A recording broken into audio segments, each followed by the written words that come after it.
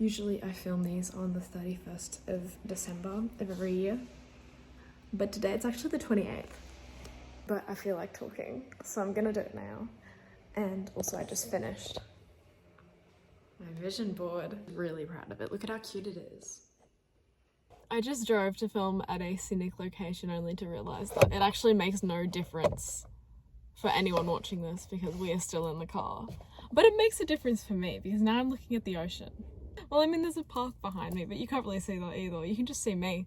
2025. I think that everything that happened this year, good or bad, happened so that 2026 can be amazing.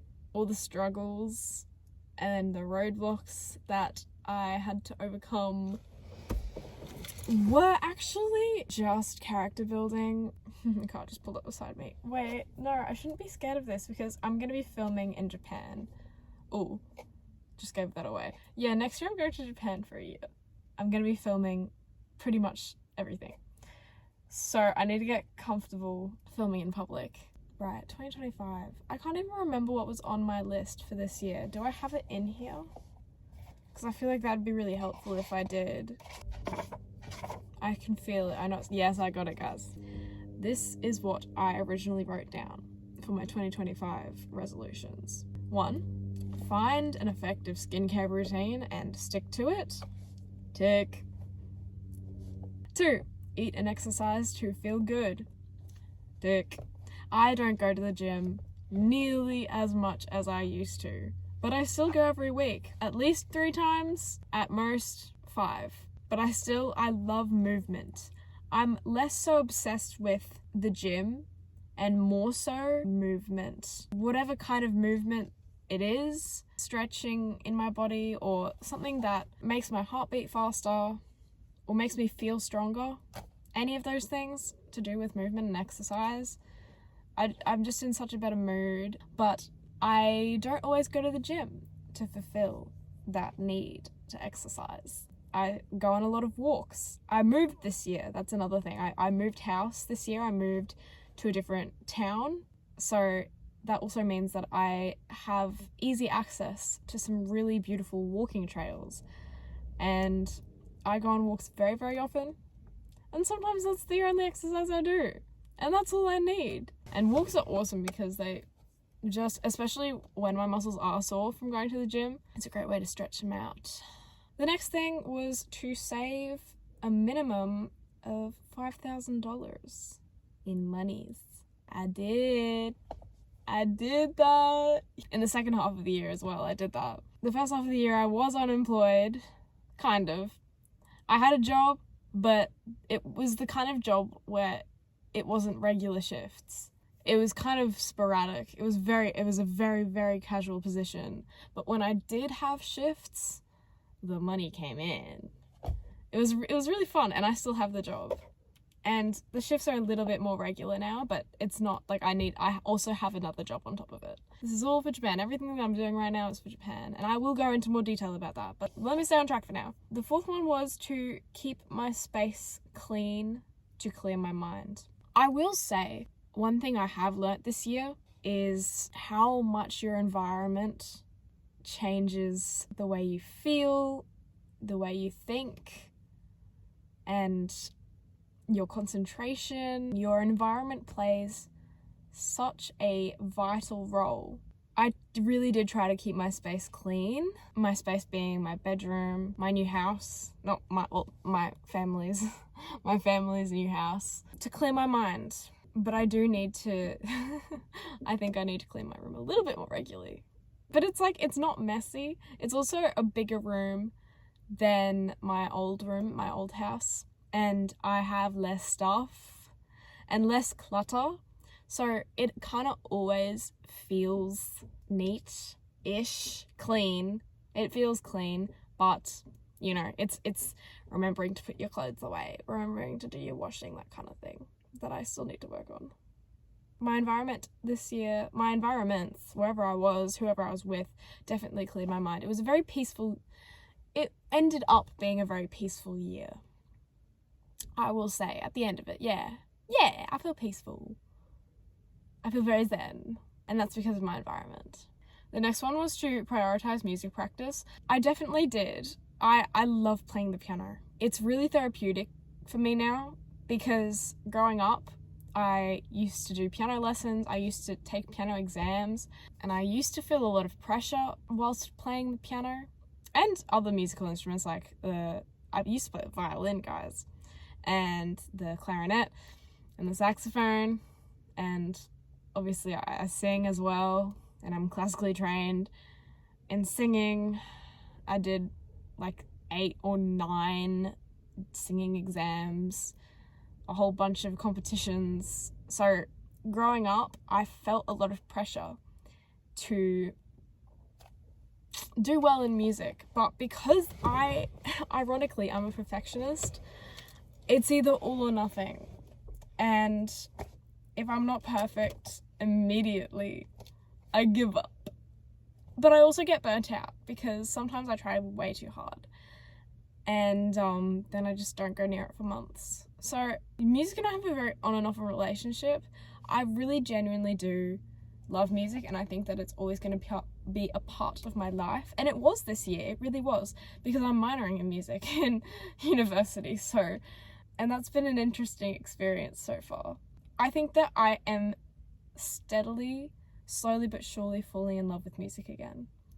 I love composing music, and I love playing music for the sake of playing it without having to perform for anyone else. There's a real freedom in doing that I really, really love. It's like an escape. It's like therapy. Also, it's exercising your creative part of your brain, your creativity, and I think that that's really important, and it's something that I'm definitely going to be working on for next year. Another thing that I wanted to do this year in 2025 was to prioritize expanding my Japanese knowledge, and I think I definitely have done that. Well, it's one of those things again that kind of came naturally because I am majoring in Japanese at university, so I kind of had no choice in that matter. But I think that this year with my Japanese, I not only did I expand my actual language ability, I also expanded my knowledge in Japanese culture and the country itself and its history. I guess the context that surrounds the language. Because in the past, obviously, I've only learnt textbook Japanese, and that's kind of it. And I've been to Japan before, so I know the vibes, but I haven't really delved into its lore. I had to take a culture class, a Japanese culture class, at university, and not everything was positive. I will say a lot of it was really negative, because I feel like, especially with Japan, on social media, it's romanticized so much as a country, and it makes sense because it's beautiful, and it's very, the traditions and its charm is still very strong and preserved, which I think is one of the reasons why it is such a popular location for travelers. But it's not all sunshines and rainbows. And it was really interesting to learn about the other parts of Japan that I feel like I needed to know before I moved there. Okay, the next one was to set and stay true to boundaries with people in my life. Because in 2024, I really struggled to be real with people.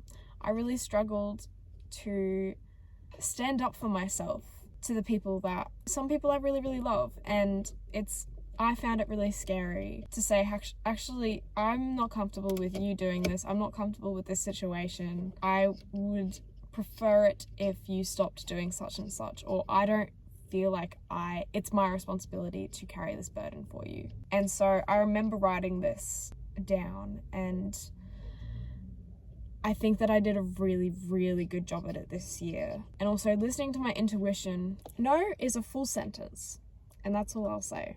It's really important that you do set boundaries with people, especially people that you love and care about, because otherwise you're just going to build resentment towards them and it's just gonna get messy, and it's just a waste of energy for both of you. I think I did a very good job at setting boundaries with people this year, and also just kind of removing myself from situations that weren't my responsibility and kind of just wasted my energy, because I am a people pleaser at heart, but this year I was less so, which I'm proud of myself for. The next thing on my list for 2025 was to, in all caps, stretch, exclamation mark, meditate, exclamation mark, manifest, exclamation mark. Yeah. Yes, I did do that. I did do those things, especially manifesting, especially in this journal. I manifest constantly about quite a lot of things for the present and the near future, and I love it. I'm obsessed, and I think it's a really good practice because it trains your subconscious mind. It really does work, and people are gonna judge, and that's on them. The only reason why they don't believe it is because if you don't believe it going into it, then nothing's gonna happen. But if you do believe it going into it, then your life is gonna change in your favor. And that's just how it goes. So yeah, more of that in 2026. And for the rest of my life, actually. Second last one was to make new connections and fun memories. I sure did that. In fact, I think that the best part of 2025 was the memories I made with my friends. Everyone that's in my life right now, and everyone that has been in my life this year, well, most people, everyone that I care about that is in my life currently, and I hope for the rest of my life, are beautiful people who inspire me and lift me up and support me as I do for them. And because of that, I have made some really beautiful memories this year. So 2025 has not been all bad. And the main reason for that is my friends. And the last one on my list was to regularly do solo activities. Now, naturally, I'm an only child. I also have my driver's license. I've had it for more than a year now, which is really, really hard to believe. But in saying that, if I wasn't with my friends, I was obviously by myself. And I've had some beautiful moments in my own company this year as well. And some not so beautiful moments. But this specifically was regularly do solo activities. So that's probably things going out in public, going on walks, which I did a lot, listening to podcasts, cooking, going grocery shopping. I do the grocery shopping for my family, which is what I'm about to do. And I mean, right now I'm sitting in my car looking at the beach by myself. That's a solo activity. Making a vlog, that's a solo activity. I think I did. I think I have no choice but to regularly do solo activities in my position. And it's been really good for me and really healing for me. Because I moved house this year, and the previous year, 2024, I graduated from high school. It was a big transition and a very big change in my life, my environment, my schedule, my routine. School was 5 days a week, 8 to 3, every single week. And obviously lots of homework on top of that. The point was I had a very strict routine while I was in high school. And I went from having a full-on schedule to barely any consistency within my routine throughout the week. Because even when I started uni, I wasn't there for very long. I wasn't on campus for very long. I think in semester 1, I was there 4 days a week for 2 hours a day. And one of my classes started at 3 p.m. I think the earliest one of my classes started was 12 p.m. Yeah. And then in semester 2, I was only at uni for 2 days a week, 4 hours a day. Earliest one of my classes started was 10 a.m., which really isn't that bad. So yeah, there really wasn't that much structure to my week. So I kind of had to get used to that change, and it took me a minute. I kind of spiraled, and because I was in a new environment and we were still kind of moving in for a lot of the first half of the year, and there are a few things that were stressing my family out, I kind of got a little bit depressed. Not too much. I don't know, I've kind of removed myself from that time period, that little blip of time. But I was depressed for a little bit because of the change that happened this year. So sometimes sitting with myself and being by myself was the last thing I wanted to do, which is why I am so grateful for all of the fun memories I have made with my friends this year. I just pulled up at the grocery store. So I'm going to reconvene this conversation when I get back. I'm done talking about 2025 now. Yeah, we're gonna focus on 2026, but I'm gonna go get these groceries and I'll see you back at my place. Okay? I'll see you then. I'm home now. It's been a few hours. I'm ready to discuss 2026. Let's get into it! I have to be honest with you all. I am so freaking excited about next year. I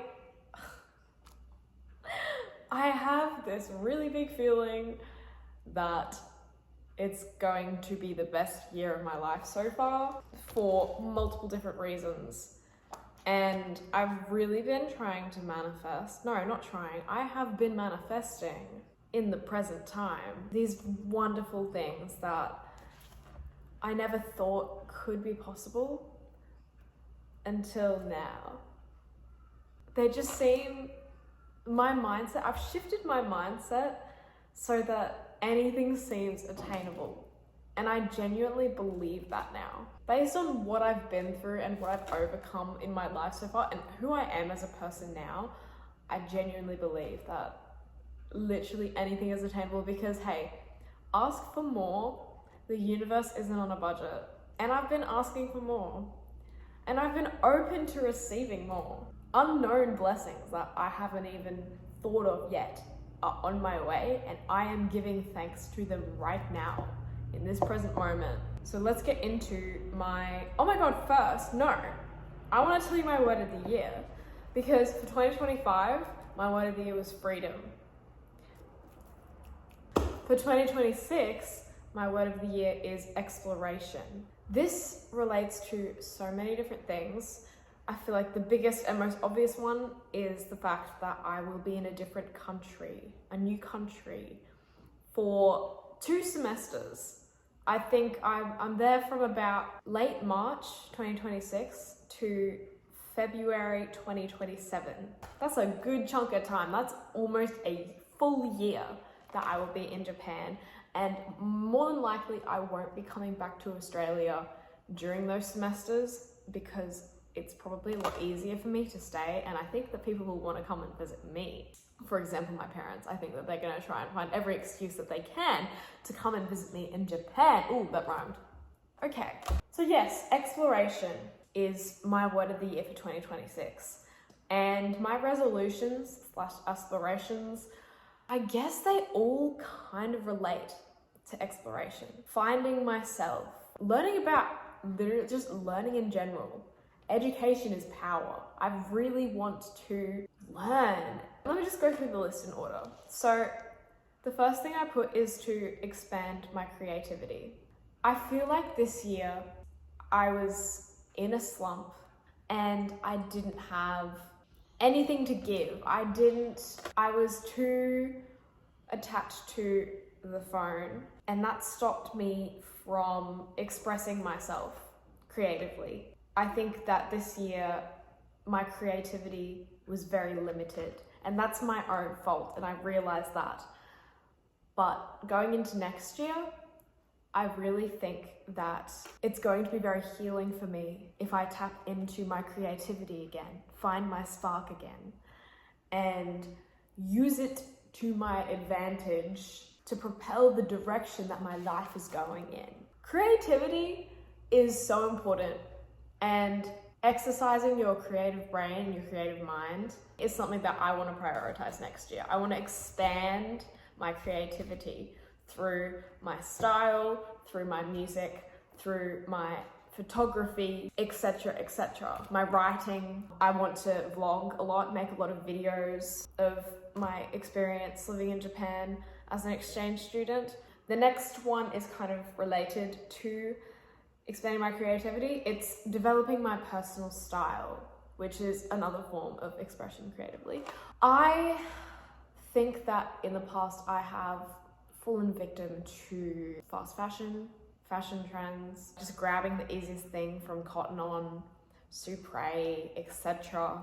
I really want to figure out, I kind of have already figured out like what clothes I'm really comfortable in, what clothes I feel confident in the most, but I feel like it's kind of just all willy-nilly, and that's fine. I also don't buy that many clothes. My wardrobe is kind of like, I am an outfit repeater, and I think that that's okay considering my financial position right now. But in the future, as I make more money, because I will be making more money in 2026, I will have the tools to find what really feels right to me. I want to have a style where someone could dress up as me and someone would be like, oh, that's Mads. That's Mads. You're dressing up as Mads. I want to have a really distinct look. I also don't know what that looks like, but exploration, word of the year. It's kind of fun that I don't know what's going to happen. The third thing on my list of 2026 is to educate myself. And this falls into a few different categories. First one is to read more. So whether that be novels, non-fiction, journal articles. I think that I really want to read more, like physical copies of books, but also things online like PDFs, and actually get my attention span back. But also, okay, and I'm gonna try this. I don't know if it will last or if I'll find a better idea of how to do this, but I want to embrace curiosity, because I feel like every day I ask myself so many questions, or I'll look things up on Google, like random things on Google, and then AI overview will give me some weird answer that doesn't really make sense, but it sounds like it makes sense, but I'm like, I'm just gonna accept this for now, but I'm not gonna rely on this information. I do that a lot, but I want to try this. I want to carry around like a little notepad or journal, and whenever I have a question about anything, just write the question down in the journal and then actually like research it later. So yeah, curiosity journal. I'm gonna try that and I'm gonna see how well it does and how long it lasts, but I'm hoping to do it for the whole year, or at least a good chunk of time. And then the third, I guess, sector of educating myself is I want to be dedicated to learn and improve Japanese.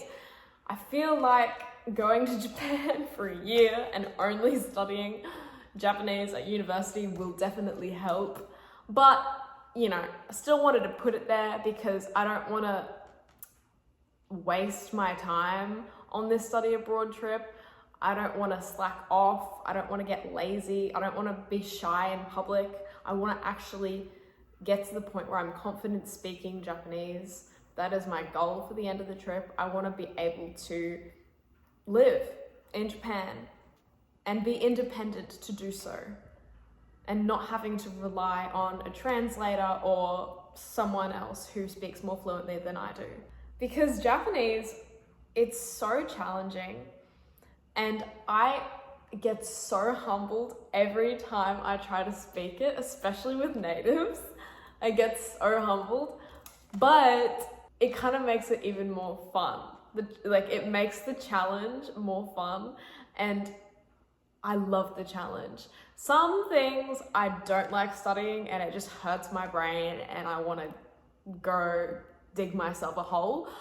Japanese, it's really humbling, but I love the challenge and I love how it exercises my brain in a different way, because I do have I'm a more creative brain. I have a more creative brain. I did 3 music subjects in year 12, literature, drama. The only academic subject I did was Japanese, and it was awesome. I really, really enjoyed the challenge. And so I want to have fun with my learning in this upcoming year. I want to have fun. It doesn't have to be depressing. The next resolution for 2026 is to explore and discover new places. I feel like that's a given. I'm going to be in Tokyo. I'm going to be in the heart of Tokyo.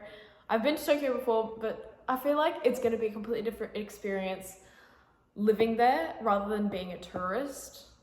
I'm so excited to find like really niche and underrated cafes and restaurants in Tokyo that only locals go to, and kind of discover the ins and outs of the city. Oh my god, it's gonna be so exciting. The next thing on my list is to capture special moments, because this is a once in a lifetime opportunity. I'm going to remember this study abroad program for the rest of my life, and I want to be able to have a visual memory of it. I want to be able to look back. I want to be able to show my kids. I want to be able to show my family. Japan is a place that I have always been drawn to, and I don't quite know why. It's just something that I feel like there's a magnet in Japan, and I'm being pulled towards it constantly. Whenever I'm not there, I just have this yearning to go back, and I haven't found that out yet, but I feel like I'm going to find that out in 2026. And the more I express how I feel and learn new things about myself on a deeper level, express that through creativity and creative outlets, oh my gosh, the possibilities are endless. Ooh. The next thing on my list is to, and I feel like I've said this before, but I want to embrace my femininity and my sexuality. I am pretty positive that I am a heterosexual woman. I am straight. As much as apparently now that's embarrassing, and apparently there is a stigma around that, which is so interesting to me, how times have kind of changed. It's so strange, because I went through a phase where I thought that I was bisexual, pansexual, maybe I was, but it was also the time where I had a bob haircut and an undercut at the same time, and the bob was so short that you could see my undercut. I love that version of myself, I really do. She had such a funny sense of humor. But we're separate people now, I think, and I think that that's for the best, and I think that that's okay. Love you so much, Mads, from 2021. Yeah. Love you, girl. So I feel like most of us have a phase, and sometimes it's not a phase, and I understand that. For me, it was a phase. I think I did it for attention, maybe, or maybe I just freaked out because, well, you know what? I won't get into it too much, but I am almost positive that I am a straight woman. I'm open to anything. I really am. And also I'm so inexperienced, so I don't know, which is why I want to embrace my sexuality and femininity. I know that I resonate more with feminine traits rather than masculine, but I have been very closed off these past few years in regards to romantic situations. I've been very closed off, and that has been on purpose, and it did serve a purpose. But I am ready to explore more. I still don't know what that means, but something happened to me in 2023, I believe it was a few years ago now. Something happened and I completely closed myself off to everyone, romantically and platonically. And that was when I also developed an eating disorder and lost my period, which is very associated with femininity and womanhood. I still haven't got my period back, by the way. I won't go into it too much, but basically I feel like one of the reasons why I still haven't got my period back is something isn't quite right. Things are definitely better than they were, but something's not quite right. And I think that the answer to that, the solution, is to explore and embrace my sexuality and femininity. Again, don't know what that means yet. The next thing is to prioritize cleanliness. I will be living in an international house. Well, it's like 50-50. It's like half Japanese local residents that go to the university that I'm attending in Tokyo, and half international exchange students like me from all over the world, which is going to be such an interesting experience. Sorry, that's just my fridge. So I do have my own room, but I have a shared bathroom and toilet, kitchen space, laundry. So I haven't lived with people before though, that's the thing. Apart from my parents, never lived with people before. And I don't want to be that messy bitch. I don't want to be that inconsiderate, selfish, messy bitch. I really don't. So I want to be proactive.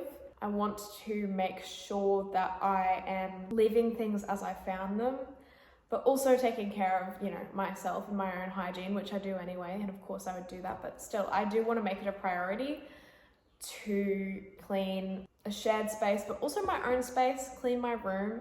The next thing on my list is to listen to my body and embrace my spirituality, which I feel like, again, has been on my list before for a New Year's resolution. And I have been doing that. I think, you know what? I think that this year I did really well at this. I did really well at listening to my body, listening to my intuition, and kind of staying true to myself and trusting the process, trusting the universe, letting things unfold, and staying as grounded as I can. So I think that that is something that I have actively been doing very well, but I would like to continue to do that in 2026. Listen to my body and embrace spirituality. We're almost done, guys, I promise. But the next thing is to create and be open to more financial opportunities. Yes, ma'am. Who doesn't want an abundance of money? Again, the universe isn't on a budget. I'm allowed to ask for more. And I've been manifesting money and abundance and prosperity and happiness for quite a little bit now, and I continue to do that. Say yes to financial opportunities. Okay, the last thing is, Mads, never settle and always remember your worth. Don't settle. Don't settle for mistreatment in friends, in partners. You know that you are worth so much, so why would you settle? If you're up here and someone's trying to give you something down here, why would you fall down to be there with them? They can come up to you, or you can just go higher, so it can be a fun little challenge for them. But never settle. You know your worth. You really do. I know my worth. I'm confident in myself. I'm comfortable in who I am. Love myself so much. And I know that not everyone has access to me. Access to my energy is a privilege, and people should know that. All right, I'm done yapping. I feel amazing though. I'll just say that. I think that this year has taught me so many things, and I've come out on the other side of it. And I'm ready for 2026. Bring it on, bring it on. I'm so ready, okay? Y'all don't even understand. I'm so ready. I really am. Love you guys so much. Love you, Mads, because I know that you're gonna come back in however many years and watch this. So I hope you're doing well. Love you so much. I bet you're absolutely stunning. I bet you just keep getting more beautiful every single day. But guys, I hope you have an amazing new year. All the best for 2026. I think 2026 is gonna be such a good year. I can feel it. I can feel it. I can feel it. It's gonna be such a good year. The best so far of our lives. I love you. Bye.